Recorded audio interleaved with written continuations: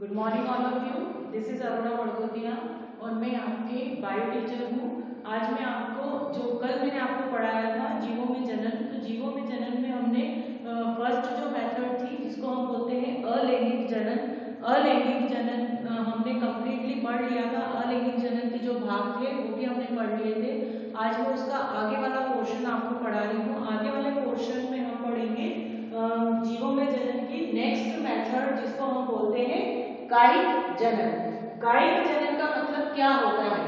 आपको मैंने कल भी बताया था कि जो जीवों में जनन होता है, तो जीवों में जनन की मैंने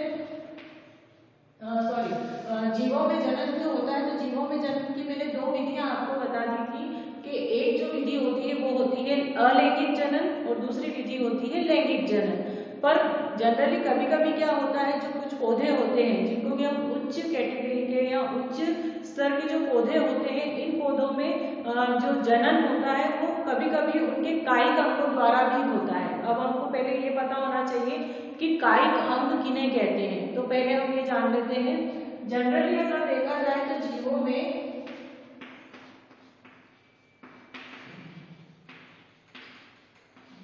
जनन के लिए अगर हम देखें तो जीवों में जनन के लिए दो प्रकार की कोशिकाएं उत्तरदायी होती हैं। इन कोशिकाओं को हम बोलते हैं कायिक कोशिका और दूसरी होती है जनन कोशिका। आपको बोर्ड पे शो हो रहा होगा कि अगर जीव जनन करते हैं, चाहे वो जीव हो चाहे पेड़ पौधे हो, अगर जीव भी जनन करते हैं या पेड़ पौधे भी जनन करते हैं तो उनमें दो प्रकार की कोशिकाएं भाग लेती है। पहला होता है कायिक कोशिका और दूसरे होती है जनन कोशिका। तो सामान्यतः जितने भी पेड़ पौधे होते हैं, तो पेड़ पौधों में कभी कभी उच्च वर्गीय जो पौधे होते हैं उनमें जनन जो होता है उनकी कायिक कोशिकाओं द्वारा होता है। अब कायिक कोशिकाएं कौन सी होती है? कायिक कोशिकाएं वे कोशिका होती है, जैसे मान लीजिए पेड़ है, तो पेड़ में कोई पौधा है और तो पौधे में तीन भाग होते हैं। कौन कौन से? एक तो उसका होता है तना, जड़ और पत्तियां। ये तीन मुख्य भाग होते हैं। अगर मान लीजिए किसी पौधे में जड़, तना, जड़ और पत्तियों द्वारा अगर जनन होता है तो उन कोशिकाओं को हम बोलते हैं कायिक कोशिका, और इस तरह के जनन को हम बोलते हैं कायिक जनन। वैसे ही अगर किसी भी पौधे में या किसी भी जीव में जनन कोशिका द्वारा, अब जनन कोशिकाएं क्या होती है? जनन कोशिकाओं का मतलब होता है ऐसी कोशिकाएं जो जननात्मक होती है। कहने का मतलब कि अगर किसी भी जीव में या पेड़ पौधे में नर एवं मादा दो प्रकार के अलग अलग जननांग अगर उपस्थित है उनमें, तो उनको हम बोलते हैं जनन कोशिकाएं। और ये जो जनन कोशिकाएं होती है वो आगे जाकर भविष्य में इन जनन अंगों का निर्माण करती है। जनरली अगर देखा जाए तो जैसे कि हम अगर जीवों की बात करते हैं तो जीवों में जो जनन अंग होते हैं वो टेस्टिस और ओवरी होते हैं। वैसे ही अगर पेड़ पौधों की हम बात करें तो पेड़ पौधों में जो जनन अंग होते हैं वो होते हैं पुष्प। अगर पुष्प होंगे तो पुष्प में आपने पढ़ाई है 11th में कि जितने भी पुष्प होते हैं उसमें नर जननांग भी होते हैं और मादा जननांग भी होते हैं। अब नर जननांग का मतलब क्या होता है? नर जननांग का मतलब ये होता है कि उनमें जो होते हैं पॉलेंस बनते हैं, परागण बनते हैं। वैसे ही उनमें मादा जननांग भी होते हैं जिसको ओव्यूल बोलते हैं या अंडाशय बोलते हैं। तो जब इन दोनों में फ्यूजन होता है और फ्यूजन के बाद जो फल बनता है तो उस प्रोसेस को या उस विधि को हम बोलते हैं जनन कोशिका, उसको हम बोलते हैं पुष्पीय पौधों में जनन, जो कि आपको आगे के चैप्टर में पढ़ना है। 3rd चैप्टर जो है आपका बायोलॉजी का वो इसी से संबंधित है, जिसमें कि पुष्पीय पौधों में जनन को हम पढ़ेंगे। पर अभी जो हम मेथड पढ़ रहे हैं, अभी जो हमको प्रोसेस पढ़नी है, अभी जो हमको पार्ट्स पढ़ने हैं वो है कायिक कोशिका वाले, या फिर ऐसा कहें कि कायिक जनन वाले। अब कायिक जनन वाले हम क्यों पढ़ रहे हैं? क्योंकि हमें ये पता होना चाहिए कि पौधों में, क्योंकि हम देखते हैं अपने आसपास, हमने ये सब चीजें देखी हैं, फिर भी हमें क्या होता है कि हमेशा रिकॉल करना पड़ता है हर चीज को। हम देखते हैं पर इतना ज्यादा ऑब्जर्व नहीं करते हैं किसी भी चीज को। तो आज हम उसको जानेंगे कि जितने भी पौधे होते हैं उनमें जनन कैसे होता है, या अगर कोई प्लांट है तो प्लांट में अगर उनको अपनी जनरेशन को आगे बढ़ाना है तो वो अपनी जनरेशन को किस तरह से आगे बढ़ा सकते हैं। तो यहाँ पर मैंने आपको बता दिया है कि अगर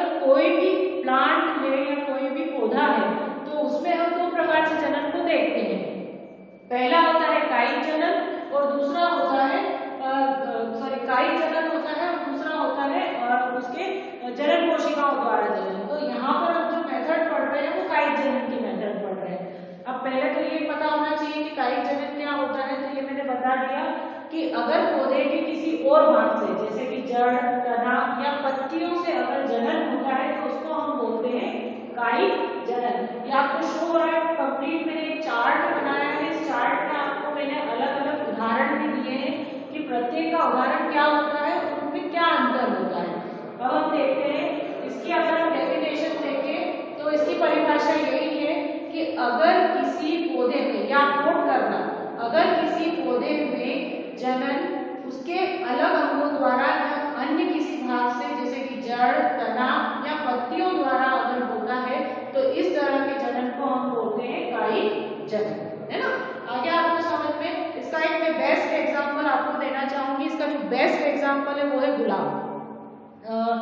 सॉरी, अगर आपको इसका एग्जांपल देखना है तो जैसे आलू इसका सबसे बढ़िया एग्जांपल है।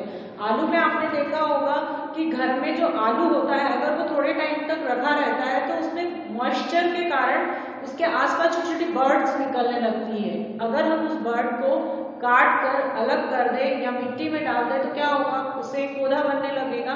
तो हमें ये पता चलता है कि पौधे के लिए हमें कोई पर्टिकुलर सीड की या बीज की जरूरत नहीं है। हम क्या कर सकते हैं, आलू के 4 पीसेस कर सकते हैं और जिस जगह आँख भी बोलते हैं उस जगह को, तो अगर हम उसको मिट्टी में रोप देंगे तो क्या होगा, नया प्लांट बन जाएगा। तो हम किस भाग से उसका एक तरह से उसका जर्मिनेशन कर रहे हैं, नया प्लांट बना रहे हैं। आपको पता होगा, आपने 11th में ये चीज पढ़ी है कि जितने भी पौधे होते हैं उनमें भी मॉडिफिकेशन होता है। जड़ का भी होता है, मतलब जड़ में भी रूपांतरण होता है, तने में भी रूपांतरण होता है, पत्तियों में भी रूपांतरण पढ़ा है आपने। तो जो आलू है वो सबसे बढ़िया एग्जाम्पल है तने में रूपांतरण का। तो यहाँ पर क्या होता है, जो आलू होता है वो अपने आप को रूपांतरित करता है। आलू तने का रूपांतरित रूप है। तो यहाँ पर तना अपने आप को बदलता है और आसपास से फूड लेता है, भोज्य पदार्थों को लेता है। भोज्य पदार्थ लेने के बाद स्टोर होकर वो हेल्दी हो जाता है, बहुत मोटा हो जाता है, तो उसको हम बोलते हैं आलू, ठीक है, पोटैटो। वो एक ट्यूबर लाइक स्ट्रक्चर हो जाती है। तो यहाँ पर ये मैंने सिर्फ एग्जाम्पल दिया है, आगे आप ये एग्जाम्पल्स पढ़ेंगे, है ना। तो हमने कायिक जनन का मीनिंग समझ लिया है कि कायिक जनन जो होता है वो उच्चतर पौधों में, जो उच्च वर्गीय पौधों में होता है, उच्च वर्गीय पौधों में जनन बहुत इंपॉर्टेंट होता है। क्योंकि मान लीजिए अगर इसकी विशेषता क्या है, पहले तो हमें ये पता होना चाहिए कि इसकी विशेषता क्या है। तो इसकी विशेषता यही है कि जितने भी पौधे होते हैं तो पौधों में हमेशा बीज अवेलेबल नहीं होते हैं। अगर मान लीजिए किसी पौधे में बीज अवेलेबल नहीं है तो ऐसे पौधों की अल्टरनेशन ऑफ जनरेशन, मतलब कि ऐसे पौधे जो होंगे वो अपना अस्तित्व कैसे बनाएंगे, या ऐसे पौधे जो होंगे वो अपने ही जैसी संतति को कैसे उत्पन्न करेंगे। तो इसके लिए क्या होता है, फिर पौधों में कायिक जनन होता है। तो वो क्या करते हैं, फिर अन्य भाग जड़, तना और पत्तियों के द्वारा जनन करते हैं। तो हम नेक्स्ट देखते हैं कि कायिक जनन, ये आपको पता चल गया कि कायिक जनन क्या होता है बेटा। इस टाइप के क्वेश्चंस आपको आते हैं, तो ये आप ध्यान रखना कि ये पता होना चाहिए। सिर्फ आपको डेफिनेशन अच्छे से पता होना चाहिए। अगर आपको डेफिनेशन अच्छे से पता चल गई, परिभाषा उसकी पता चल गई, तो आप उसको एक्सप्लेन कर सकते हो। क्योंकि हम अपने बायोलॉजी का मीनिंग यही है कि हम अपने आसपास की चीजों से सीखें, है ना। तो अब हम इसको देखते हैं कि कायिक जनन, आपको पता चल गया कि कायिक जनन क्या है ना। इसकी डेफिनेशन मैं फिर से बोल रही हूँ आपको, आप प्लीज नोट करना। जितने भी पेड़ पौधे होते हैं, इन पेड़ पौधों में यदि जनन जो होता है वो कायिक भागों द्वारा, कायिक भाग कौन सा, तना, जड़ एवं पत्तियों द्वारा अगर होता है तो इस तरह के जनन को हम बोलते हैं कायिक जनन। पर कायिक जनन की भी अलग अलग विधियां हैं। क्यों है अलग अलग विधियां? क्योंकि कभी कभी ऐसा होता है कि जो कायिक जनन होता है वो नेचुरली हो जाता है, मतलब प्रकृति में मुक्त अवस्था में हो जाता है या प्राकृतिक विधियों द्वारा होता है। पर कभी कभी ऐसा नहीं होता है, तो उसके लिए हमको क्या करना पड़ता है, फिर कृत्रिम रूप से या मैन मेड, मतलब कि किसी के द्वारा या हमारे द्वारा अगर हम नए पौधे का निर्माण कर रहे हैं या नया पौधा बना रहे हैं या उनमें जनन करवा रहे हैं तो उसको हम कृत्रिम विधि बोलते हैं। कृत्रिम विधि को भी मैं आगे एक्सप्लेन करूंगी, वो एक थोड़ा बड़ा टॉपिक है। पर आज जो है हम प्राकृतिक विधि द्वारा जनन को पढ़ेंगे या प्राकृतिक कायिक जनन की विधि को पढ़ेंगे। अब मैं आपको बताती हूँ कि कायिक जनन आपने देखे हैं, कायिक जनन जो होता है वो 2 प्रकार का होता है, जिसको कि हम बोलते हैं प्राकृतिक कायिक जनन और दूसरा हम बोलते हैं कृत्रिम कायिक जनन।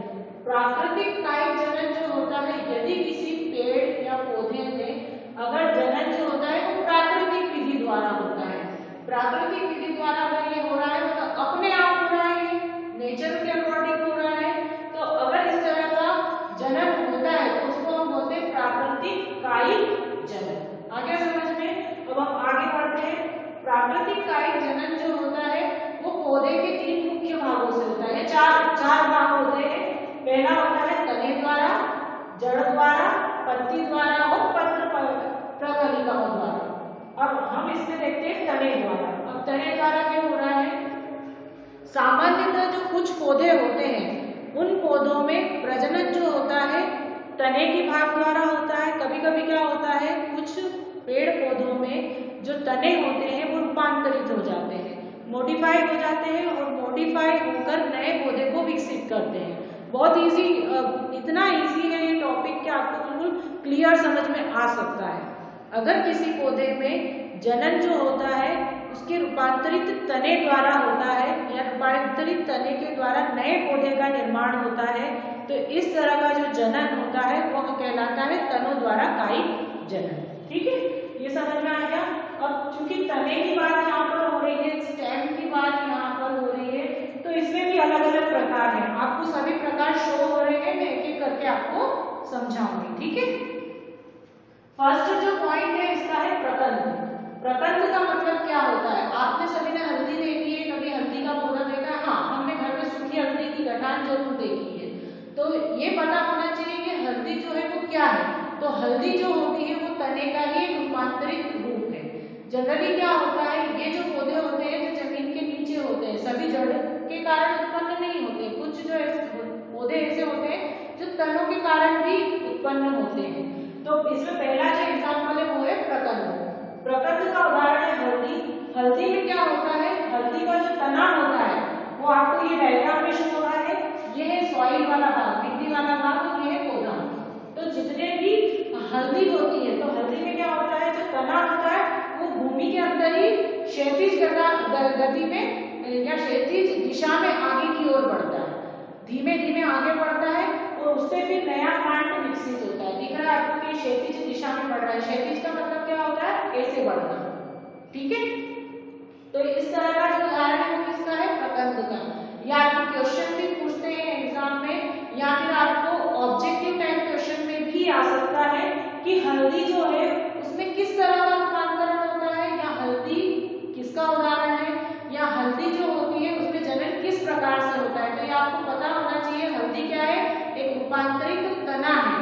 तो रूपांतरित तना होने के कारण उसमें जो जनन होता है वो किस तरह का होगा, उसमें होता है प्राकृतिक कायिक जनन।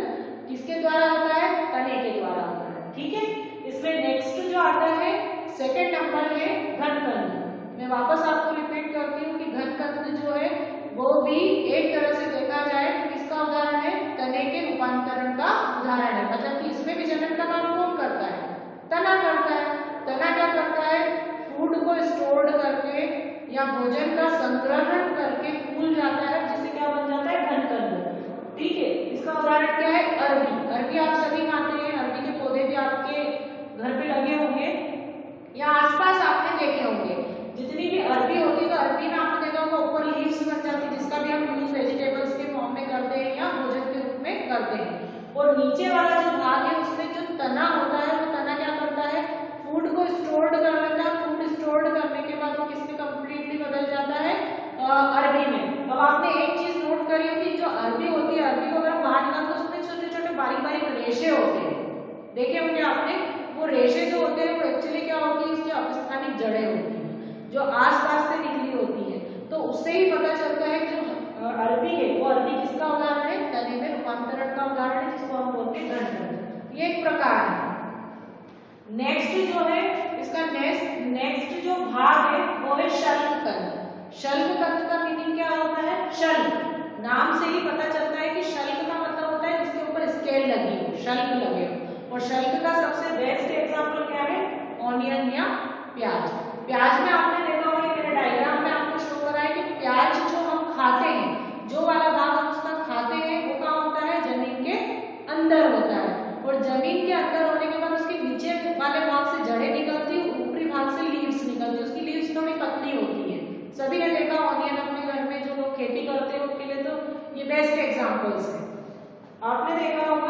नीचे ये वाला जो भाग है ये तने का रूपांतरण होता है। तो कभी अगर आपसे क्वेश्चन आ सकता है ये कि प्याज जो है वो किसका रूपांतरण है या ऑनियन जो है उसमें कौन से तरह का मॉडिफिकेशन होता है, तो ये आपको पता होना चाहिए कि ऑनियन जो होता है उसमें मॉडिफिकेशन जो होता है वो तने वाले भाग का होता है। अब ये तने वाला भाग हो गया, तने वाले भाग के नीचे जड़ें आपको दिख रही है, जड़े के ऊपर ये तने वाले भाग के ऊपर जो है आपको पत्तियां दिखती हैं। तो इस वाले भाग में क्या होता है, अगर आप प्याज के छिलके निकालो तो बहुत सारे निकलते हैं, उन्हीं को शल्क बोलते हैं। तो उनमें क्या होता है, यदि किसी भी पौधे में शल्ककंद मतलब कि शल्क द्वारा, ये भी तने द्वारा ही होता है, इसका भी है ना, ये भी रूपांतरित रूप है। तो शल्ककंद का जो उदाहरण है वो क्या है, प्याज है ना। फिर नेक्स्ट हम आते हैं कंद। कंद का मतलब जो कंदमूल बोलते थे पुराने लोग के, कंदमूल होते हैं, कंदमूल खाते हैं। तो क्या होते हैं कंदमूल? कंदमूल का मतलब ये होता है कि ऐसे पौधे वही जिनमें तना जो होता है रूपांतरित होता है, वो क्या होता है, फूल जाता है। फूलना मतलब कि क्या होता है कि वो एक मोटी स्ट्रक्चर बनाता है, बहुत ज्यादा फूल जाता है, आसपास से भोजन को लेता है, वो फूल जाता है, उसमें छोटी छोटी आंखें दिखाई देती है। उन आंखों को यदि हम कट करके या वो वाला भाग अगर हम कट करके अगर मिट्टी में डाल देते हैं तो मिट्टी में डालने के बाद नया पौधा विकसित हो जाता है। या आलू को अगर नमी मिले तो आप देखना आंख वाले भाग से अपने आप ही पौधा विकसित होता है। तो हम इस तरह से इसमें जनन कर सकते हैं, हम उनको काट के लगा देंगे तो जनन हो जाएगा उनमें और नया पौधा विकसित हो सकता है। आगे समझ में? आलू सबसे बेस्ट एग्जांपल होता है इसका। नेक्स्ट है अंतःभूस्थाली। अंतःभूस्थाली का मतलब क्या होता है, आप सभी ने इसका सबके आपको मैंने उदाहरण लिख कर दिए हैं। ये उदाहरण अगर आप याद कर लेते हैं तो आपको अपने आप ही पता चल जाएगा कि हमें क्या लिखना है। थ्योरेटिकल जितनी भी चीजें होती हैं, जो भी चीजें हम लिखित में जो चीजें करते हैं, तो वो आपको उदाहरण से अच्छे से समझ में आती है। तो हम देखते हैं अंतःभूस्थाली।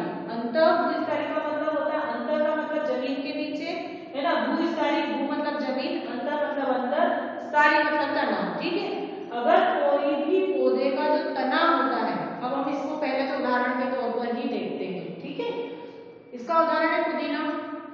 पुदीना आप सबने देखा होगा, जनरली क्या होता है पुदीना में जो अंदर तना होता है, ये तना दिख रहा है ना आपको, ये वाला भाग, तो ऊपर तो पत्तियां जाती है, ऊपर पत्तियां जाती है, पर इसका कुछ भाग जो होता है तने का वो नीचे रहता है और उससे तिरछी, ऐसे एक इधर और एक इधर, ऐसे तिरछी दिशा में जो होती है वो तने निकलते हैं और उस तने से क्या होता है, नया पौधा विकसित होता है। तो यहाँ पर अगर आप देखो तो क्या होगा, जो पौधे होते हैं इस टाइप के, या पुदीना जो होता है, तो पुदीना आप देखना अगर आप एक जगह लगाओगे तो पूरी कॉलोनी बसा लेते हैं, मतलब कि पूरी हर जगह फैल जाते हैं। तो उनके फैलने का क्या कारण होता है, उनके फैलने का यही कारण होता है कि उनका जो तना होता है वो तिरछा विकसित होता है, इधर भी जाएगा और इधर भी जाएगा, और थोड़े टाइम में अगर आप पुदीना एक जगह लगाते हैं तो वो पूरी जगह फैल जाता है। ठीक है, तो ये इसका बेस्ट एग्जांपल है। नेक्स्ट हम देखते हैं ऊपरी भूस्थाली। ऊपरी भूस्थाली का मतलब क्या होता है, ये उदाहरण दिख रहा है आपको, उदाहरण है इसका खट्टी पुट्टी और घास। ये आपने दूब घास देखी होगी, दूब घास जो होती है हम देखते हैं जनरली भगवान को भी चढ़ाते हैं और ऐसे भी हम देखते हैं खेत में। तो जो दूब घास होती है, तो दूब घास में क्या होता है, मान लीजिए यहाँ पर एक जगह हमने घास लगाई, तो आप ये चाहो तो एक्सपेरिमेंट करके भी आप देख सकते हो। एक जगह हमने घास लगाई तो घास का तना जो होता है वो क्षैतिज दिशा में बढ़ता है, जमीन के ऊपर बढ़ेगा, फिर उससे नया पौधा विकसित होगा और नीचे जो है वो जड़ें विकसित होती है। तो इस तरह से, तो ये तो हो गई इसकी जड़ वाले भाग, और ये जो होता है इसका तना होता है। तो तना जो होता है रनर्स का काम करता है, रनर का मतलब ये होता है ऊपर ही ऊपर विकसित होता है। तो इस तरह से, और एक जगह ऐसी आती है जिसको कि हम नोड या इंटरनोड बोलते हैं, तो उस जगह से क्या होता है, जड़ें विकसित होती है, नया पौधा बन जाता है। तो एक जगह विकसित होने वाली चीजें वो थोड़े टाइम में क्या होती है, सब दूर फैल जाती है। तो इस तरह से इनमें जनन होता है। मैंने आपको सारे एग्जाम्पल बता दिए हैं कि प्रकंद का जो एग्जाम्पल है वो हल्दी है, हल्दी में क्षैतिज दिशा में तना बढ़ता है। घनकंद जो होता है उसका उदाहरण अरबी है, इसमें जो तना होता है वो ऊर्ध्व दिशा में बढ़ता है, मतलब कि ऊपर की ओर बढ़ता है। प्याज जो है, प्याज में जो है शल्ककंद जो होता है उसका उदाहरण है ये, कंद का उदाहरण आलू है, अंतःभूस्थाली का उदाहरण पुदीना है, और ऊपरी भूस्थाली का उदाहरण खट्टी बूटी है या घास है। इन सब में कैसे जनन होगा ये मैंने आपको ये पता होना चाहिए कि किसको क्या कहते हैं या कौन सा जनन किसके द्वारा होता है। फॉर एग्जाम्पल जैसे आलू, आलू किसका रूपांतरित रूप है, तो आपको पता होना चाहिए कि आलू जो है वो किसका रूपांतरित रूप है, तने का है। अगर आपको ये पता चल गया तो आपको क्वेश्चन के आंसर देना इजी हो जाएंगे, ठीक है। वैसे ही आपको पता होना चाहिए कि हल्दी भी किसका रूपांतरित रूप है, तो वो किसका रूपांतरित रूप है, तने का। आ गया समझ में। अब इस तरह के जितने भी रूपांतरण होते हैं, ये रूपांतरण आपको हमेशा याद होना चाहिए और ये रूपांतरण आपको ध्यान में होना चाहिए कि हम अगर किसी तरह का जनन पढ़ रहे हैं तो पौधों में जनन की विधियां कैसी होती है। इसमें से कभी कभी आपको फुल क्वेश्चन भी आता है, बड़ा क्वेश्चन भी आता है, वो बड़ा क्वेश्चन भी पूछ सकते हैं। तो आज जो हमने पढ़ा है वो क्या पढ़ा है, कायिक जनन, कायिक जनन में प्राकृतिक जनन, प्राकृतिक जनन में तनों द्वारा जनन, ठीक है। अब इसका जो नेक्स्ट वीडियो है वो मैं आपको नेक्स्ट टाइम सेंड करूंगी, जिसमें हम जनन की 3 विधियां पढ़ेंगे। कौन कौन सी, एक तो जड़ों द्वारा जनन, पत्तियों द्वारा जनन, पत्र प्रकलिकाओं द्वारा जनन और लास्ट पढ़ेंगे हम कृत्रिम जनन। तो यहाँ पर जो कृत्रिम जनन है इसकी भी विधियां बहुत सारी हैं, तो वो मैं आपको एक्सप्लेन करूंगी। Thank you.